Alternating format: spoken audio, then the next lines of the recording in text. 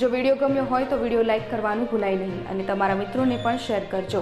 અને હા, તમારો અભિપ્રાય પણ અમને કોમેન્ટ બોક્સમાં જણાવજો કે અમારો આ પ્રયાસ તમને કેવો લાગ્યો. દરરોજના મુખ્ય સમાચાર મેળવવા માટે અમારી ચેનલ ત્રિશુલ ન્યૂઝ સબસ્ક્રાઇબ કરવાનું ભૂલાય નહીં. જો આ વિડીયો તમે ફેસબુકમાં જોઈ રહ્યા છો તો વિડીયો લાઇક કરી દેજો અને હા, સાથે સાથે અમારા ત્રિશુલ ન્યૂઝ પેજને પણ લાઇક કરી દેજો. ધન્યવાદ.